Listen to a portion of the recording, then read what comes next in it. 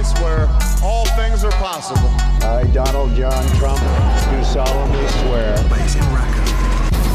Готовлен для подписания договор о вхождении Республики Крым и города Севастополь в Российскую Федерацию.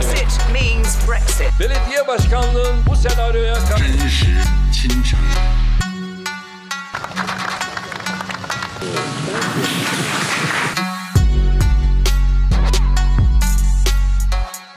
შეერთებული შტატების სანქციები ირანს. ევროკავშირსა და იტალიას შორის წარმოქმნილი საბიუჯეტო დავა. მიდ-თერმი, ანუ შუალედური არჩევნები ამერიკის შეერთებულ შტატებში. მოგესალმებით, ეს 42 პარალელია, მე გიორგი გვიმრაძე ვარ. ამერიკის შეერთებულ შტატებში შუალედური არჩევნები გაიმართა, რომელიც როგორც წესი პრეზიდენტის არჩევიდან ზუსტად 2 წლის თავზე იმართება ხოლმე. ამ არჩევნების შედეგად კონგრესში, რომელიც 2 პალატისგან შედგება, ქვედა პალატაში, ანუ წარმომადგენელთა პალატაში თითქმის მთელ შემადგენლობას ცვლიან, ხოლო რაც შეეხება სენატს, იქ 1/3 იცვლება. ამ საკითხთან დაკავშირებით ჩვენ ოდნავ მოგვიანებით ვისაუბრებთ გადაცემის ბოლოს, თუმცა მანამდე მსურს ვისაუბროთ ამერიკის კიდევ ერთ ძალიან მნიშვნელოვან კომპონენტზე, რომელიც მის საგარეო პოლიტიკას ეხება. მიმდინარე თვეში ამოქმედა ამერიკის შეერთებული შტატების სანქციები ირანის მიმართ. რა გავლენას იქონიებს ეს სანქციები ირანის ეკონომიკაზე და შეცვლის თუ არა ირანის პოლიტიკას ამერიკის ინტერესების სასარგებლოდ, ამის შესახებ შოთა თხელიძე მოგვითხრობს. ამერიკის შეერთებული შტატების მიერ ირანზე დაწესებული სანქციები ნოემბერში სრულად შევიდა ძალაში. სანქციების ფარგლებში ირანს მისი სასიცოცხლო პროდუქტის ნავთობის ექსპორტზე გატანა შეეზღუდა. დონალდ ტრამპის ადმინისტრაციამ ირანის თეოკრატიულ ხელისუფლებასთან კვლავ ტრადიციული ხისტი ზეწოლის პოლიტიკა დააბრუნა, მაგრამ პრაქტიკა აჩვენებს, რომ მსგავსი მიდგომა ირანის ხელისუფლების შესუსტებაზე ან მისი საერთაშორისო ქცევის ცვლილებაზე განსაკუთრებულ ზეგავლენას ვერ ახდენს. به اطلاعشون میرسونم که هر لحظه که آیت الله خمینی وارد اون جمع بودن که شخصا به داخل هواپیما رفتند و به دنبال حضرت آیت الله خمینی 1979 წლის ირანის რევოლუციამ ქვეყნის 2500 წლოვანი მონარქიული სისტემა დაასრულა, მაგრამ მას შემდეგ დამყარებული თეოკრატიული მმართველობა უმეტესწილად პასუხი იყო იმპერიალისტურ გავლენებზე, რომელსაც ქვეყანა ბოლო საუკუნე ნახევარი განიცდიდა. ამ დროის განმავლობაში სპარსეთი, ხოლო მოგვიანებით უკვე ირანი სუვერენულ სახელმწიფოს არ წარმოადგენდა. მისი პოლიტიკები წყდებოდა ლონდონში, მოსკოვში და ბოლოს ვაშინგტონში. შესაბამისად, ახალი თეოკრატიული ხელისუფლების მთავარი მახასიათებელი მისი ანტიიმპერიალისტური ხასიათი გახდა. ამის გამო, ცივი ომის ცხელ პერიოდში ირანი ორივე ბანაკის მიღმა დამოუკიდებელ მოთამაშედ ჩამოყალიბდა. რევოლუციიდან მალევე დაწყებულმა ირან-ერაყის ტრავმატულმა ომმა კი, სადაც ქვეყანა ყოველგვარი მოკავშირის გარეშე იბრძოდა, საბოლოოდ გადაწყვიტა ქვეყნის შემდგომი არსებობის მოდუს ოპერანდი. ირანის თეოკრატიულმა მმართველობამ შექმნა ნარატივი, რომ მტრულ გარემოში ქვეყანა მხოლოდ საკუთარ თავს დაეყრდნობოდა და იქნებოდა თვითგადარჩენისთვის მუდმივ თავდაცვით პოზიციაში. აქედან გამომდინარე, ქვეყნის საგარეო პოლიტიკა ძირითადად უსაფრთხოების ჭრილში განიხილებოდა და მოხდა მისი ეგრეთ წოდებული სეკურიტიზაცია. ირანის ხელისუფლების ნარატივს ათწლეულების განმავლობაში ამერიკის შეერთებული შტატების ანტიირანული აგრესიული პოლიტიკა კვებავდა. თითქმის ყველა ადმინისტრაცია ხისტი აღმოჩნდა თეოკრატიული რეჟიმის მიმართ. სანქციების პირველი პაკეტი ირანს ჯერ კიდევ ჯიმი კარტერის ადმინისტრაციამ 1979 წელს თეირანში ამერიკელი დიპლომატების ტყვედ აყვანისთვის დაუწესა. შეერთებულმა შტატებმა ირანიდან იმპორტი აკრძალა და ქვეყნის 12 მილიარდიანი აქტივები გაყინა. ამას მოჰყვა რონალდ რეიგანის ადმინისტრაციის მიერ ირან-ერაყის ომში ერაყის ფარული დახმარება და ირანის წინააღმდეგ საკუთარი წერტილოვანი სამხედრო ოპერაციების განხორციელებაც. სანქციების მეორე ეტაპი ბილ კლინტონის პრეზიდენტობიდან იწყება. 1995 წლიდან თეთრმა სახლმა თეოკრატიული რეჟიმის წინააღმდეგ სადამსჯელო აქციათა მთელი სერია წამოიწყო. მან ჯერ ირანში ამერიკული ინვესტიციები შეზღუდა, შემდეგ მთლიანად აკრძალა მასთან ვაჭრობა და ბოლოს კონგრესმა საერთაშორისო კომპანიებს დაუწესა ჯარიმები, რომლებიც ირანის ენერგოსექტორში ინვესტიციებს განახორციელებდნენ. ჯორჯ ბუში უმცროსის ადმინისტრაციამ ირანი ერაყსა და ჩრდილო კორეასთან ერთად ბოროტების ღერძის ნაწილად გამოაცხადა და 2000-იანი წლების შუა პერიოდში სანქციების მორიგი ტალღა წამოიწყო, რომელიც ირანს ურანის გამდიდრებას და შემდგომ ბირთვულ იარაღის შექმნას შეუზღუდავდა. ამ ხნის განმავლობაში შეერთებული შტატები ირანის ურთიერთობაში ერთგვარი გადატვირთვის ცდილობებიც იყო. სახელმწიფო მდივანმა მადლენ ოლბრაითმა 2000 წელს აღიარა 1953 წლის ირანის სამხედრო გადატრიალებაში ამერიკული თანამონაწილეობა. ამას მოყვა უმცროსი ბუშის ადმინისტრაციისას შეერთებული შტატებისა და ირანის თანამშრომლობა ავღანეთის ომში თალიბანის რეჟიმის დასამარცხებლად. მაგრამ ეს მცდელობები არ ატარებდა განგრძობად სახეს და ის გარკვეულ გრძელვადიან პოლიტიკებში არ გადათარგმნილა. შეერთებული შტატების ირანის ურთიერთობებში რევოლუციური გარღვევა მას შემდეგ დაიწყო, რაც 2009 წელს თეთრი სახლი დემოკრატმა ბარაკ ობამამ ჩაიბარა. Rather than remain trapped in the past, I've made it clear to Iran's leaders and people that my country is prepared to move forward. The question now is not what Iran is against, but rather what future it wants to build. I recognize it will be hard to overcome decades of mistrust, but we will proceed with courage, rectitude, and resolve. ობამას პოლიტიკა ორფაზიან დიპლომატიას დაეფუძნა. ირანზე სანქციები შენარჩუნდებოდა, მაგრამ ამასთან ერთად ირანთან დაიწყებოდა როგორც ორმხრივი, ასევე მრავალმხრივი მოლაპარაკებები გაეროს უშიშროების საბჭოს წევრი ქვეყნებისა და გერმანიის ჩართულობით, ეგრეთ წოდებული P5+1 ფორმატში. ამ ფორმატს უნდა უზრუნველყო ირანის ხელისუფლების მიერ ბირთვული იარაღის შექმნის პრევენცია. 2009 წელს ამერიკისა და ირანის ოფიციალური წარმომადგენლები ბოლო 30 წლის განმავლობაში პირველად შეხვდნენ კიდეც. ობამას პოლიტიკა მისი პრეზიდენტობის პირველ ვადაში ვერ იმუშავა, რადგან ირანის ხელისუფლებაში ფუნდამენტალისტი, ეგრეთ წოდებული ჰარდლაინერი პრეზიდენტი მაჰმუდ აჰმადინეჯადი იყო, რომელიც დასავლეთის მიმართ სკეპტიციზმით გამოირჩეოდა. ობამასეული მიდგომის განხორციელებას შესაძლებლობა 2013 წელს მიეცა, როდესაც ირანის საპრეზიდენტო არჩევნებში ზომიერმა კანდიდატმა ჰასან როჰანიმ გაიმარჯვა. როჰანის მთავრობასთან ორწლიანმა მოლაპარაკებებმა შედეგი გამოიღო და 2015 წელს ირანსა და P5+1 ფორმატის წევრებს შორის გაფორმდა ბირთვული შეთანხმება. შეთანხმების მიხედვით ირანს საერთაშორისო სანქციები თანდათანობით მოეხსნებოდა, ხოლო ირანი საერთაშორისო მეთვალყურეობის ქვეშ მის ბირთვულ პროგრამას 10 წლის ვადით შეაჩერებდა. ობამას პოლიტიკის იდეა ირანის თეოკრატიული ხელისუფლების ლეგიტიმაციის გამყარების მთავარი პოსტულატების განეიტრალებაში მდგომარეობდა, რომ ირანს მუდმივ თავდაცვითი პოზიცია შეეცვალა და მომხდარიყო მისი ანტიიმპერიალისტური ნარატივის დემონტაჟი. პოლიტიკის განხორციელების მეთოდი ირანის საერთაშორისო საზოგადოებაში ეკონომიკური, სავაჭრო, კულტურული და სოციალური თანამშრომლობით რეინტეგრაცია და სტრატეგიული ჩართულობა წარმოადგენდა. ობამას ადმინისტრაცია თვლიდა, რომ ირანი მხოლოდ მაშინ შეცვლიდა მის საერთაშორისო ქცევას და უარს იტყოდა ბირთვული იარაღის შექმნაზე, თუ კი ქვეყანა საერთაშორისო საზოგადოების სრულფასოვანი აქტიური წევრი გახდებოდა. დონალდ ტრამპმა ობამას გრძელვადიან პერსპექტივაზე გათვლილი სტრატეგია უკუაგდო და მოკლევადიან, ეფექტზე ორიენტირებულ სანქციების მექანიზმს იყენებს. მიუხედავად ობამას გადატვირთვის ცდილობებისა, ტრამპის ამერიკისთვის ირანის ისლამური რესპუბლიკა კვლავ ბოროტების ღერძის ნაწილად რჩება. უნდა ველოდოთ თუ არა ბრექსიტის შემდეგ იტალიის გასვლას ევროკავშირიდან, ამაზე საუბარი ჯერ ძალიან ადრეა, თუმცა გამართული საპარლამენტო არჩევნების შემდეგ ურთიერთობა იტალიასა და ევროკავშირის შორის რომ დაიძაბა, ეს ცალსახაა. გივი ბარამიძე მოგვითხრობს იმის შესახებ, თუ რას წარმოადგენს ევროკავშირსა და იტალიას შორის საბიუჯეტო დავა. ევროპის ლიდერებს ევროზონის საბანკო კავშირის შექმნა და ევროპის სტაბილურობის მექანიზმისთვის ახალი უფლებამოსილებების მინიჭება სურთ. გეგმის მიხედვით, კრიზისის დროს ბანკების გაკოტრების პრევენციისთვის ევროზონას საკმარისი ფულადი სახსრები უნდა გააჩნდეს. გადაწყვეტილებების მიღება წლის ბოლოსთვის იგეგმება, თუმცა ახლა ევროზონისთვის მთავარი გამოწვევა იტალიის მიერ შექმნილი ფინანსური რისკებია. რომსა და ბრიუსელს შორის უთანხმოების საგანი იტალიის 2019 წლის ბიუჯეტის კანონპროექტია. იტალიის მთავრობამ ევროკომისიას 2019 წლის ბიუჯეტის კანონპროექტი გაუგზავნა, რომელმაც ბრიუსელის კრიტიკა გამოიწვია. ევროზონის ისტორიაში პირველად ბრიუსელმა მონეტარული კავშირის წევრს ბიუჯეტის კანონპროექტის გადახედვისკენ მოუწოდა. იტალიის გეგმის მიხედვით მთლიან შიდა პროდუქტთან შეფარდებით საბიუჯეტო დეფიციტი 2.4%-მდეა გაზრდილი. ეს მაჩვენებელი ევროკავშირის მიერ დადგენილ 3%-იან ზღვარს არ ცდება, თუმცა დიდი საგარეო ვალის გამო იტალიის საბიუჯეტო დეფიციტის ნიშნული 1.8%-ით იყო განსაზღვრული. იტალიის პოპულისტური მთავრობის საბიუჯეტო კანონპროექტით იზრდება სოციალური უზრუნველყოფის ხარჯები. იტალიის მთავრობა სურს, რომ სოციალური ხარჯები და დაბალი გადასახადები სესხით დააფინანსოს. ბიუჯეტის კანონპროექტი გადასახადების შემცირებას და მინიმალური შემოსავლის განსაზღვრას ითვალისწინებს. As Italian politician, for me is not a good budget. No investments, no support for the SMEs, no infrastructure. This is for this only state aid. As Italian politician, I am against. ევროზონის მასშტაბით იტალია მთლიან შიდა პროდუქტთან შეფარდებით საგარეო ვალით საბერძნეთის შემდეგ მეორე, ვალის მომსახურების ხარჯებით კი პირველ ადგილზეა. ევროპაში შიშობენ, რომ იტალიის მიერ საგარეო ვალის გაზრდით ევროზონაში საბერძნეთის მსგავსი კრიზისი წარმოიქმნება.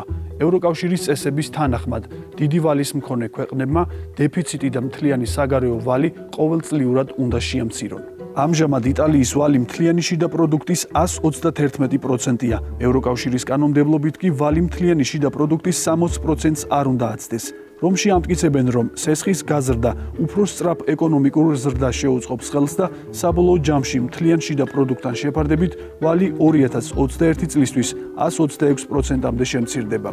Non è vero infatti che la nostra manovra ტყუილია რომ ჩვენი ბიუჯეტი ევროკავშირის წინააღმდეგაა მიმართული. ეს ევროპულ ინსტიტუტებში მჯდომი პარტიების მიერაა გაჟღერებული. იტალია ევროკავშირის ერთ-ერთი დამფუძნებელია და არა თუ მასში დარჩენა, არამედ მისი გაუმჯობესება სურს. რომის სურვილია რომ ევროკავშირი უფრო დემოკრატიული გახდეს.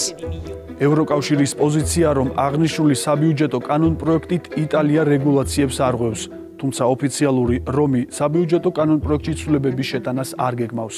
საბიუჯეტო ცვლილებებისთვის ევროკავშირს ბოლო ვადად 13 ნოემბერი აქვს განსაზღვრული.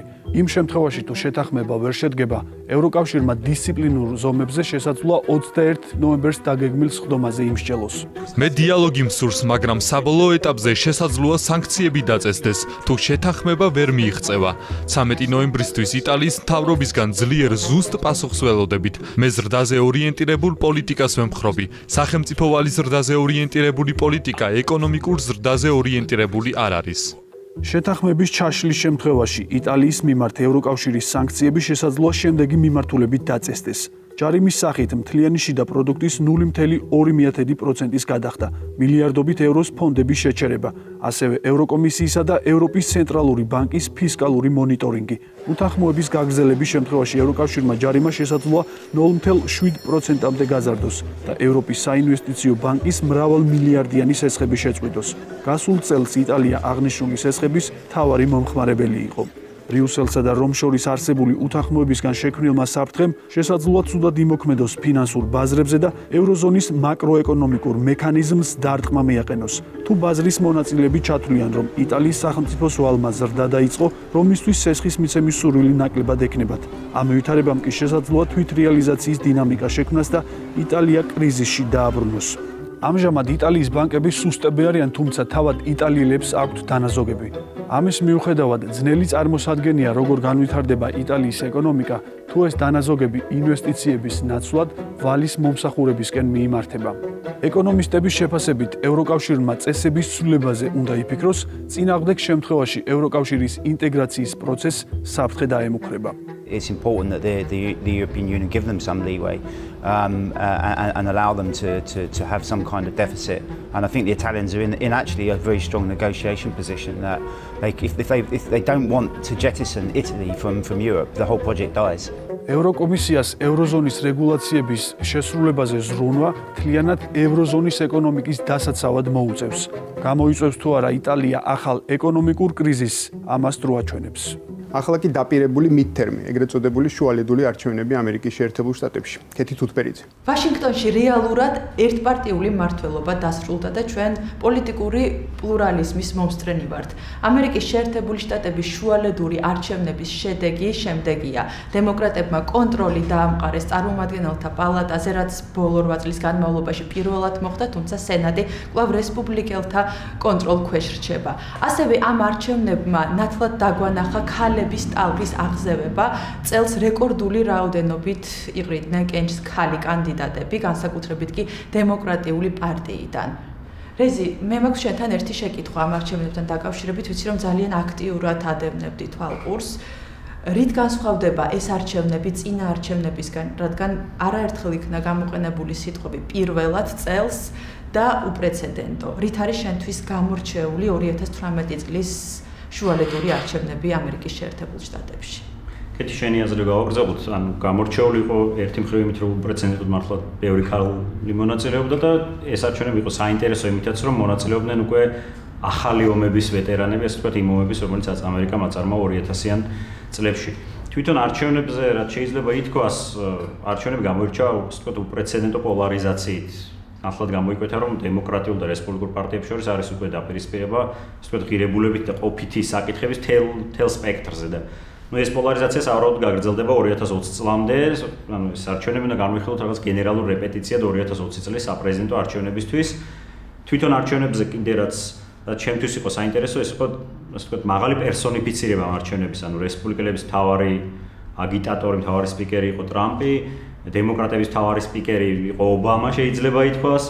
უშუალოდ შედეგებს რაც შეეხება, ხო, წარმომადგენელთა პალატა დაიბრუნეს დემოკრატებმა, რაც ამერიკისთვის იშვიათი არ არის, იმიტომ რომ ძირითადად ბოლო წლებში მანამდეც გამარჯვებული პრეზიდენტის პარტია ძირითადად ყოველთვის აგებდა ხოლმე კონგრესში არჩევნებს და ამით გარკვეულწილად დაბალანსება ხდებოდა მმართველი პრეზიდენტის პარტიის და გარკვეულწილად ხდებოდა ასე ვთქვათ მეორე დამარცხებული პარტიის პოლიტიკურ პროცესებში ჩართვა.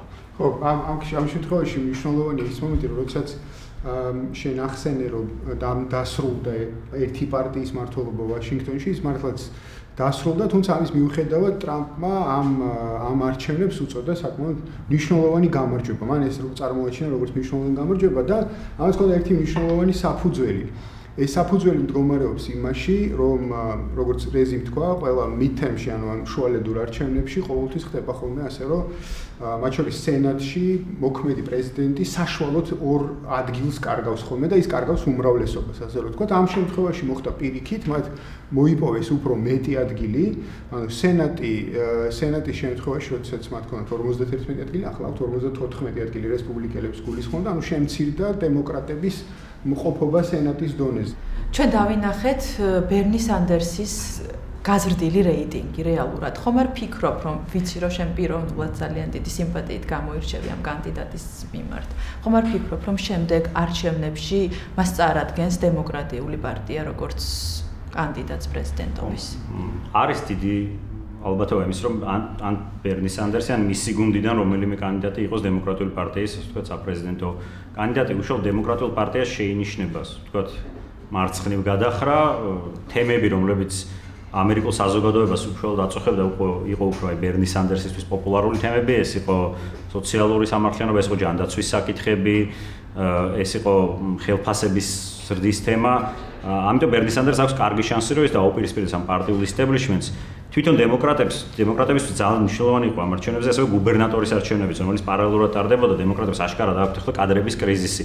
ხშირად ისმის ისევ ჯო ბაიდენის გვარი, რომ აი შეიძლება ისევ ჯო ბაიდენი, ასე ვთქვათ, იყოს ერთ-ერთი კანდიდატი ჯო ბაიდენი, რომელიც მომდევნო არჩევნებზე უკვე 77 წლის იქნება საპრეზიდენტო არჩევნების დროს. გუბერნატორებიდან ისინი ელოდებოდნენ, ასე ვთქვათ, რაღაც ახალ სისხლს, რომელიც პარტიაში შევიდოდა, თუმცა გუბერნატორის არჩევნები ვერ ვიტყოდი, რომ დემოკრატებისთვის წარმატებული იყო, ამიტომაც არის შანსი, რომ ბერნი სანდერსმა და მისმა, ასე ვთქვათ, მის ირგვლივ შემოკრებილმა გუნდმა უკვე უფრო სერიოზული წინააღმდეგობა გაუწიოს, ასე ვთქვათ, დემოკრატიული პარტიის ისტაბლიშმენტს, ვიდრე ეს მოახერხა 2 წლის წინ საპრეზიდენტო არჩევნების დროს. რესპუბლიკურ პარტიაზეც მოკლედ რომ ვთქვათ, რესპუბლიკურ პარტია აშკარად ჩანს, რომ უკვე ტრამპისკენ იხრება, ტრამპი აღარ არის უკვე პოლიტიკური მარგინალი მათთვის, პარტიაში ის უკვე არის წამყვანი ფიგურა და მის ირგვლივ ხდება ამ ხალხის შემოკრება, ანუ იდეოლოგიების კაფიოდ გამოკვეთა ხდება ამ ორ პარტიაში, ან ცდელობა არის ამ მიმართულებით წასვლის, რაც უდაოდ საინტერესო პროცესია. ხო, რეალურად წეგან რეზიმ ახსენა, რომ ეს არის მზადება და დიდი რეპეტიცია საპრეზიდენტო არჩევნების წინ და საკმაოდ მნიშვნელოვანი ამ კონტექსტში ამ არჩევნების განხილვა. იმდენად რამდენადაც მთლიანობაში რო ავიღოთ, თვითონ ის ფაქტიც კი, რომელიც დადგა, რომ თქვა დემოკრატებმა წარმომადგენელთა პალატაში მიიღეს უმრავლესობა, ესეც კი იქნა გარკვეული ჯგუფების მიერ ტრამპის სასარგებლოდ შემოტრიალებული იმ თვალსაზრისით, რომ ეხლა ტრამპს მიეცემა შესაძლებლობა მისი დანაპირებების შეუსრულებლობა დააბრალოს იმას, რომ დემოკრატებმა მოახერხეს ამის დაბლოკვა და ამის შეჩერება. მაგალითად, იგივე მექსიკის საზღვარზე კედლის მშენებლობასთან დაკავშირებით და ასე შემდეგ და ასე შემდეგ. ანუ ეს საკითხიც სავარაუდოდ იქნება აი ამ ჭიდილში, საპრეზიდენტო ჭიდილში საკმაოდ მნიშვნელოვანი კომპონენტი და აქვე უნდა გავითვალისწინოთ ის, რომ ახლაც კი საკმაოდ კარგი სასტარტო პირობები აქვს ტრამპს და ძალიან რთული იქნება მისთვის ჩემი ფიქრით, ჩემი ვარაუდით მეორე ტურში კონკურენციის გაწევა დემოკრატების მხრიდან, მით უმეტეს იმ ფონზე, რაც წეგანეზი მახსენა თქვა ამ კადრების კადრების სიმცირიდან გამომდინარე. ხო, საინტერესო რაც იყო, საშინაო პოლიტიკური საკითხები იყო წამყვანი საკითხები. მან ჯანდაცვა, ეკონომიკაზე გამოიკვეთა აშკარად ორი ხედვა. რესპუბლიკელები აქცენტს ამახვილებდნენ, რომ ეკონომიკა იზრდება, რომ კაპიტალი შემოდის, რომ ასე ვთქვათ, უმუშევრობა დაბალ დონეზეა, რომ აი აგრესიულმა სავაჭრო, ასე ვთქვათ, კამპანიამ ტრამპის ამერიკა დააყენა ასე ვთქვათ, კარგ პოზიციაში. დემოკრატები საპირისპიროდ ყურადღებას ამახვილებდნენ, რომ სოციალური უთანასწორობა იზრდება, რომ განათლებაში ხარჯები შემცირდა, რომ ასე ვთქვათ, საშუალო კლასის, ამერიკულ საშუალო კლასს აქვს დიდი პრობლემები. ტრამპის ეკონომიკური პოლიტიკა შეიძლება ითქვას, ახლა ეს ეკონომიკური ზრდა ეფუძნება ასე ვთქვათ, ბიუჯეტის დეფიციტი იზრდება პარალელურად უნდა ითქვას და ეს დაეფუძნა დაბალ გადასახადებს და დაეფუძნა დაბალ ასე ვთქვათ, საპროცენტო განაკვეთს რომელსაც ფედერალური სარეზერვო სისტემა გასცემს ბანკებზე. მსგავსი პოლიტიკა ჰქონდა და დაახლოებით ბუშის დროსაც, რომელმაც ბოლო შექმნა სწორედ ეს ბუშტები, რომელიც შემდეგ გასკდა და მივიღეთ ეკონომიკური კრიზისი. ამიტომ საინტერესო ეს კრიზისი როდის დადგება, თუ ტრამპს ეს მოუწია 2020 წელს არჩევნების წინ, მაშინ მას უკვე გაუჭირდება ეკონომიკური წარმატებით იამაყოს. ასევე აღსანიშნავია ქალების ფაქტორი, ისევ დაუბრუნდები ქალების ფაქტორს. ძალიან ბევრი ანალიტიკოსი მიიჩნევს, რომ ტრამპის ეპოქაში ქალების გააქტიურება, ისევე როგორც რეიგანის ეპოქაში ქალების გააქტიურება უკავშირდება იმას, რომ ძალიან მასკულინურია ვაშინგტონის პოლიტიკა. და ალბათ დღესაც ჩვენ ამას ვხედავთ და შემდეგ სწორედ გააქტიურებულმა ქალებმა წელს მართლაც უპრეცედენტო რაოდენობა იყრიდა გენჯს ქალების. მოიპოვეს კონტროლი წარმომადგენელთა პალატაზე და ჩვენ რეალურად ვხედავთ, რომ პირველად ამერიკის ისტორიაში წარმომადგენელთა პალატაში მოხდა ორი მუსლიმი კონგრესმენი, ორი მკვიდრი ამერიკელი, როგორც უწოდებენ, ამერიკელი ინდიელი, ასევე ვხედავთ ქალს, რომელიც ღიად საუბრობს, რომ იგი LGBT თემის წარმომადგენელია, ვხედავთ ბევრ აფრო-ამერიკელ ქალს და საკმაოდ ჭრელ და მრავალფეროვან წარმომადგენელთა პალატას, რაც ძალიან კარგია და რასაც ნენსი პელოსი უწოდა ის, რომ ამერიკა მართლაც არის დიდებული ქვეყანა და მას არ სჭირდება ტრამპისგან, რომ გახდეს კიდევ უფრო დიდებული. მე აქ ესე მოკლე პარალელს გავავლებდი ჩვენს რეალობასთან, ანუ ჩვენს არჩევნებთან, არა იმ კონტექსტიდან გამომდინარე თუ როგორი შედეგით დაასრულდა არჩევნები, ეს ცხადია განსხვავებული კონტექსტებია და გაცხადია, ვთქვათ, მონაწილეთა პოლიტიკურ შეხედულებებზე და ასე შემდეგ ამაზე არ საუბრობ. არამედ ამ მომრჩევლის კონტექსტიდან გამომდინარე შევხედავდი, გავავლებდი ამ პარალელს, რომ ბოლო პერიოდში სულ უფრო მეტად ვლინდება არჩევნები როგორც პროტესტის დაფიქსირების შესაძლებლობა და პროტესტის გამოხატვის ფორმა, ასე რომ ვთქვათ, ხო? ანუ ჩვენთანაც ბევრს საუბრობთ ახლა იმაზე, რომ ახლახანს გამართული საპრეზიდენტო არჩევნების პირველი ტური ეს იყო გარკვეული ვთქვათ, სიგნალი მმართველი პარტიისთვის, ხელისუფლებისთვის, ვთქვათ, ხელისუფლების პოლიტიკაზე პროტესტი და ასე შემდეგ. იქაც მე მეჩვენება ყოველ შემთხვევაში, რომ ის შედეგი, რომელიც დადგა, ვთქვათ, აი იგივე მუსლიმი ქალების არჩევით, იგივე ვთქვათ, მკვიდრი ამერიკელების როგორც ახსენეთ, იმათი არჩევით და ასევე ვთქვათ, აფრო-ამერიკელების იქნება ეს თუ ვთქვათ, ლათინური წარმოშობის ამერიკელების არჩევით და ასე შემდეგ, საზოგადოებამ ყველაფერთან ერთად, გარდა იმისა, რომ სხვა განსხვავებულ ჯგუფებს მისცა შესაძლებლობა პოლიტიკაში შემოსულიყვნენ, ამის გარდა დააფიქსირა პირობითად ტრამპის იმ რიტორიკული პოლიტიკის მიმართ თავისი განწყობა და თავისი პროტესტული დამოკიდებულება. მე ასე მეჩვენება, თუმცა საბოლოო ჯამში მაინც კიდევ ერთხელ უნდა ვთქვათ, რომ ამას ყველაფერს წერტილს დაუსვავს საპრეზიდენტო არჩევნები 2020-ში, რომელმაც უნდა მართლაც აწონოს ტრამპის პირველი ვადის შედეგი და მის მიმართ დამოკიდებულება ამერიკელი ამომრჩევლისა. ბოლოს რაზეც კიდევ ისმოდა საუბარი შესაძლო იმპიჩმენტის საკითხსაც რო შევეხოთ მოკლედ, იმპიჩმენტი უკვე თითქმის გამოირიცხა პირდაპირ ვთქვათ, იმპიჩმენტი შესაძლებელი იქნება თუ დემოკრატები სენატშიც მოიპოვებდნენ თან დიდ უპირატესობას. მათ შეუძლიათ იმპიჩმენტის პროცესი დაიწყონ, რადგანაც აქვთ უბრალოდ უმრავლესობა წარმომადგენელთა პალატაში, მაგრამ ამას სჭირდება სენატის 2/3 თანხმობაც, რაც გამორიცხულია. ამასთან სავარაუდოდ დემოკრატები ამ პროცედურასაც კი არ დაიწყებენ, რადგანაც ავტომატურად წარუმატებლობისკენ განცირული პროცედურა ტრამპს მისცემს, ასე ვთქვათ, ამ დევნილის და წამებულის იმიჯს, რომელიც მისი ელექტორატის მობილიზებას მოახდენს კვლავ 2020 წლისთვის და მისთვის ეს იქნება, ასე ვთქვათ, ისე წავა საკითხი იქითკენ პროტესტული ამომრჩევლის თვალსაზრისით, რამაც წინააღმდეგ ამორჩევდა. სხვადასხვა თვითონ ტრამპის არჩევაც პირველ ტურში იყო გარკვეული პროტესტული არჩევანი ისტაბლიშმენტის მიმართ, ხო? საბოლოოდ ესე მოხდა. ხო, რა შევაჯამოთ, ანუ ყველაფერი მართლაც 2020-ზე იქნება დამოკიდებული, ანუ 2020-მდე გაგრძელდება სწორედ ეს პოლარიზაცია, ძალას შორის გართულდება სავარაუდოდ გარკვეული გაღრმავდება კიდევაც ეს პოლიტიკა. ხო, ამ პოლიტიკური გადაწყვეტილების მიღებაც გართულდება, ანუ ტრამპი ვერ გაატარებს, ვერ გაიტანს ობამაკერს, ვეღარ გააუქმებს, თავის კედელსაც ვერ ააშენებს. სავარაუდოდ უფრო ხშირად გამოიყენებს ვეტოს, რომლის უფლებაც მას აქვს, რომ დაადოს ვეტო ამ მთელ რიგ კანონებს, რომელსაც მიიღებენ და ბევრი ყველაფერი გასაგებია, თქვათ, ამერიკული პოლიტიკური სისტემის, თქვათ, სტაბილურ და დასტაბილურება მის ეს თქვათ რაღაც ნორმაში მოქცევა, კვლავ ბევრი რამე იქნება ამ ხრივ დამოკიდებული 2020 წელზე და საპრეზიდენტო არჩევნების შედეგებს.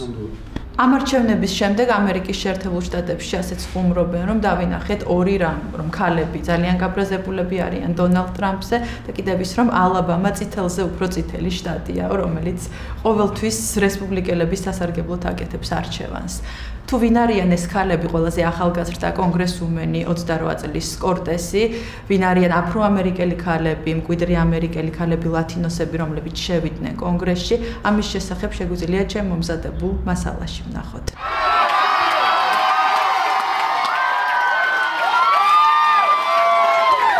შთამბეჭდავი გარეგნობით გამორჩეული 37 წლის დემოკრატი ილჰან ომარი, რომელმაც მინესოტას შტატში გაიმარჯვა სომალელი ამერიკელია.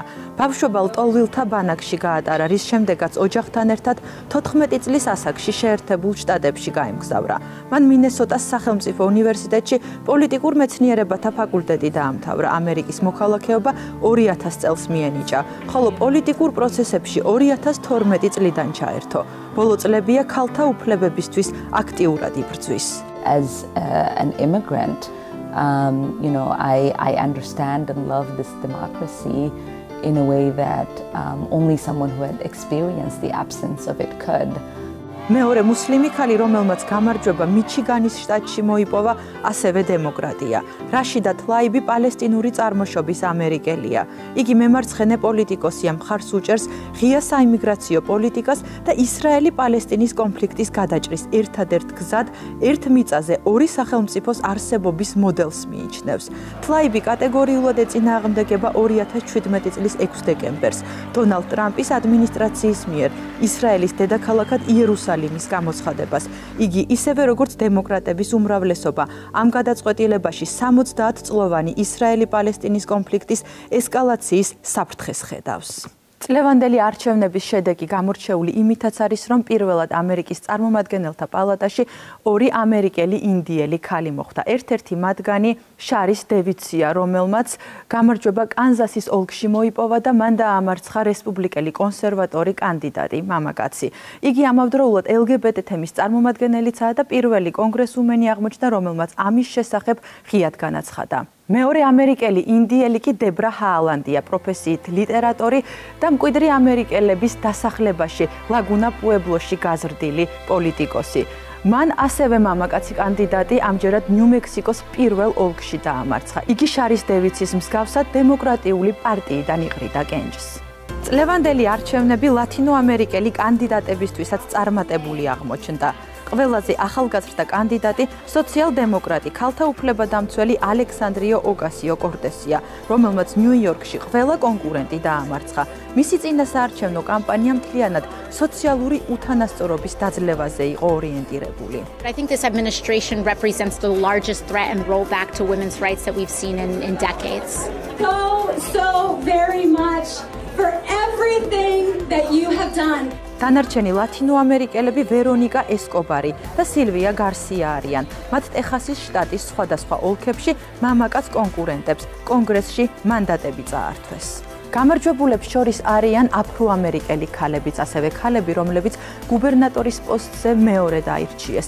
აღსანიშნავია ასევე 3 დემოკრატი სენატორი: კირსტენ ჯილიბრანდი, ემა კლობუშარი და ელიზაბეთ ვორენი. შუალედური არჩევნების შედეგები ნათლად იძლევა იმის მინიშნებას, რომ ქალების აღზევება ამერიკის შეერთებულ შტატებში დაიწყო და ამერიკის შეერთებული შტატები სულ უფრო უახლოვდება ეპოქას, როცა დემოკრატიული სამყაროს ლიდერი ქვეყნის პრეზიდენტი შესაძლოა ქალი გახდეს. ამით ჩვენი გადაცემა დასრულებულია. შევხვდებით ერთმანეთს მომავალ შაბათს 21 საათსა და 28 წუთზე 42 პარალელზე.